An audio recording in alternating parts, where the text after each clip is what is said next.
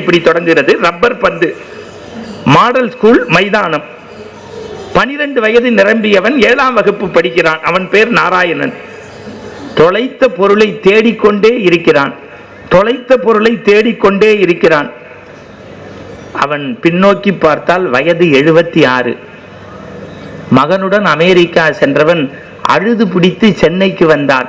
சென்னையிலே இருக்கின்றவன் அழுது பிடித்து மாயவரத்திற்கு பக்கத்தில் இருக்கக்கூடிய கிராமத்திற்கு கூட்டி போக சொன்னான். அவன் மனமெல்லாம் அவன் விளையாடிய பந்து மீதே இருக்கிறது. ஆனால் அவனுக்கு வயதோ 76. அவன் மனமெல்லாம் அவன் விளையாடிய பந்து மீதே இருக்கிறது.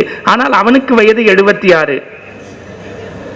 வீட்டில் மனைவியிடம் சொல்லாமல், மகனிடம் சொல்லாமல், மருமகனிடம் சொல்லாமல் தான் படித்த 7ஆம் வகுப்பு படித்த மாடல் பள்ளி நோக்கி புறப்பட்டான். காலை நேரம் கதிரவன் விரித்தது 10:20. மைதானம் நோக்கியே கண்களை சுருக்கி பார்த்தான். என்றோ அவன் 7ஆம் வகுப்பில் விளையாடிய போது ஒரு குட்டி மைதானம். மைதானத்திற்கு வெளியிலே ஒரு வேப்பமரம். வேப்பமரத்தின் அருகிலே அடர்ந்த செடிகள். அதன் ஓரத்திலே மூடப்படாத கிணறு. அவனை நோக்கி வந்த பந்தை ஓங்கி அடித்தான். அத்தோடு ஆட்டம் முடிந்தது. பந்து காணவில்லை. அவன் அழுது கொண்டே வீடு திரும்பினான்.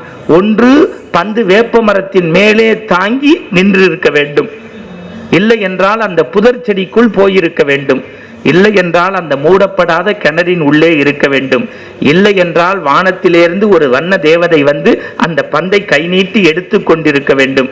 அந்த வயதில் எது சென்றது என்று தெரியவில்லை. ஆனால் 76 வயதில் வந்து மைதானத்தில் தேடுகிறான்.